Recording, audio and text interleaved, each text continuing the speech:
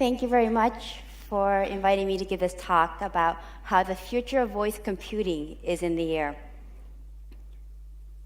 Today, most people interact with applications mostly using vision and touch. However, people are beginning to realize that voice is a very powerful medium for communication. For example, most of us know the success of Amazon Echo and how Google is following suit and how Apple just introduced their HomePod. The great thing about these devices is that you could communicate with these devices completely hands-free. However, the problem is it's not mobile. For example, I can't carry my Amazon Echo wherever I go. And I think that's why voice assistants on smartphones have become so successful. However, the problem with voice assistants on phones is, first of all, it doesn't work very well in a loud environment.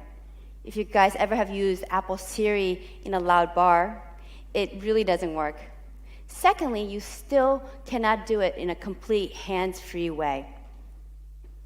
And I think that's why a really important question is, what is the final form factor that voice will take? And hopefully in this very short talk, I'll be able to convince most of you that the final form factor is an ear device.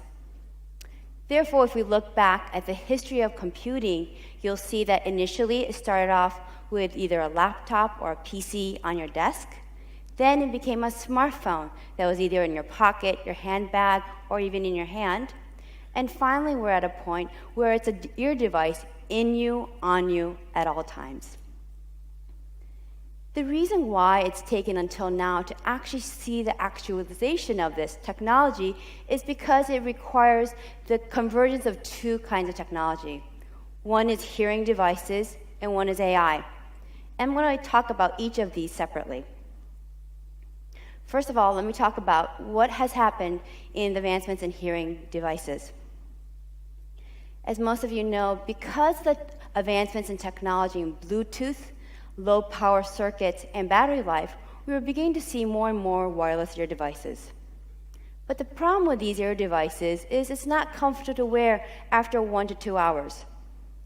And if you're wearing a device only for 1 to 2 hours and then you take it off, then is it really a true computing platform? And what I would like to say is that is not the case. However, if you look at a totally different field, the hearing aid field, they've been working on comfort for the last 20 years. As most of you know, hearing aids used to be these big ear devices in the back of your ear.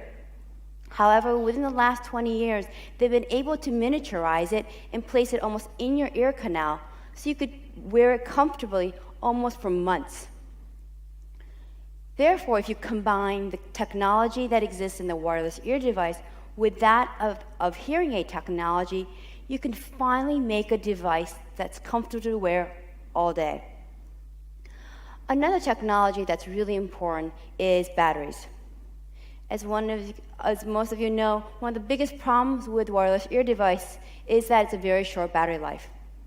However, in current years, there's been a lot of exciting new technology advancements that have been made. For example, there's a company called Matrix Industries in the Bay Area who's able to make batteries which are powered by your thermal energy. And there's also a group here in Hong Kong which is trying to make batteries that is powered by your kinetic energy. If those kind of batteries are actually commercialized, you could easily make a device that lasts all day.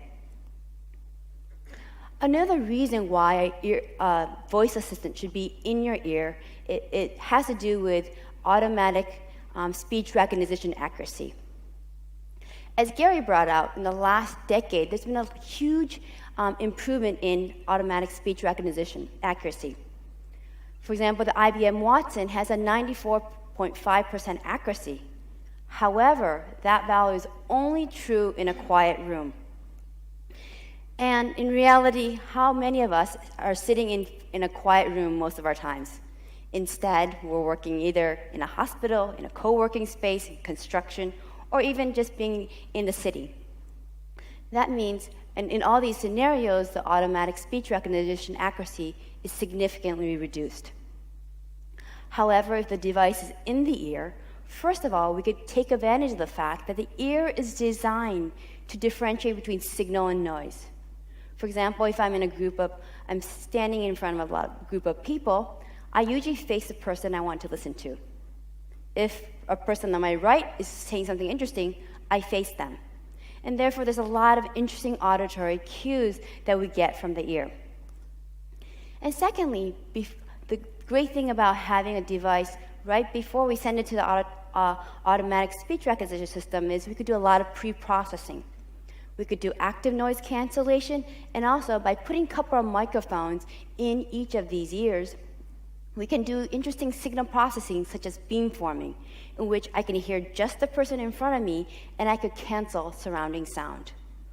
All of this I could do before I send it to the ASR engine, and therefore I could have the accuracy be closer to 94%.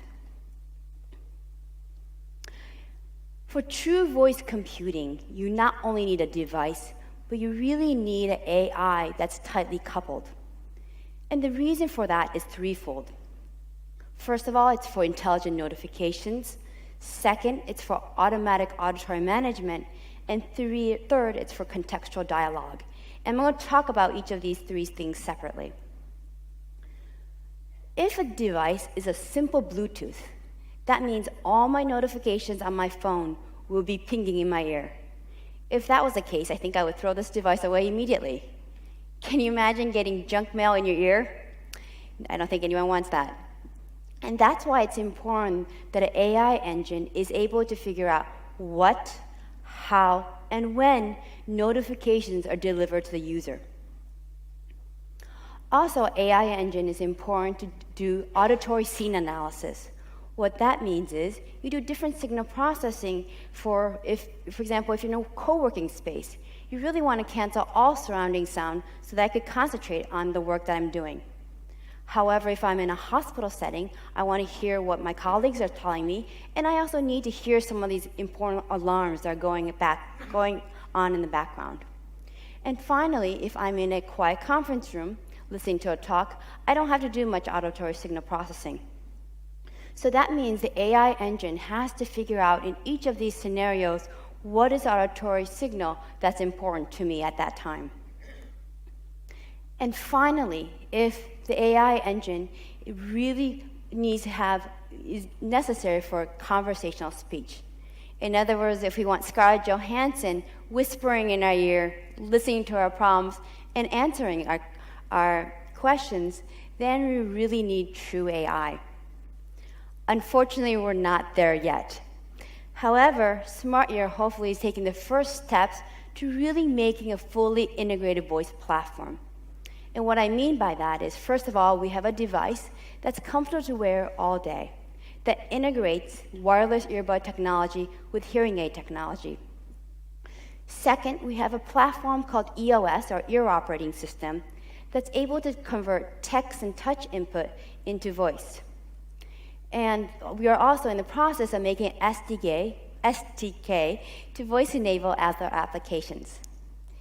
And finally, we have an AI engine that enables smart notifications and for it to understand natural language interactions. And specifically, our first use case that we're concentrating on is messaging. The reason why is because we believe messaging is a killer app. About 3 billion users are on messaging platforms. I'm sure most of you are familiar with a company called Slack in the Bay Area. They're a messaging platform used by developers who are sitting in front of their computers all day. And they get to message their colleagues about some code. Unfortunately, more than half of the users aren't sitting in front of their computers all day. They're either salespeople who have to visit their clients, they're manufacturing, and they're busy with their hands. They're policemen, there's UPS drivers who are delivering packages.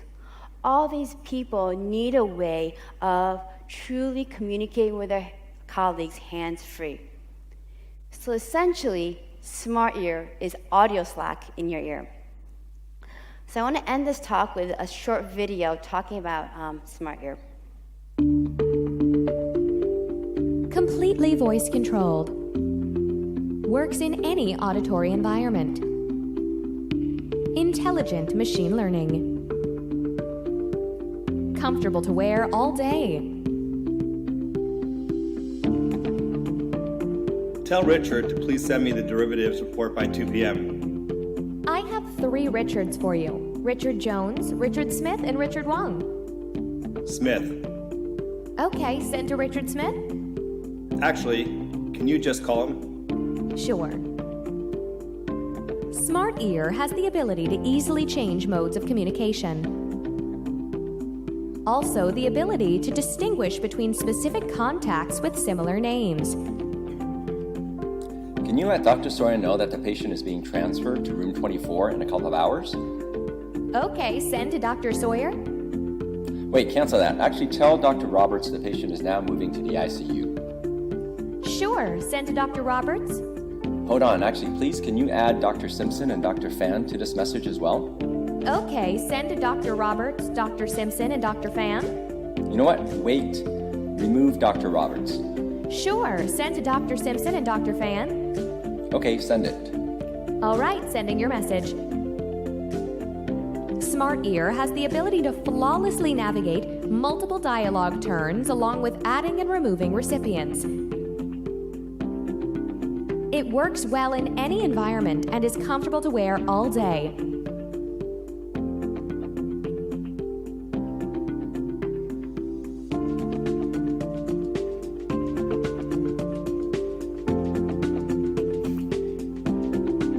The future of voice computing is in the ear.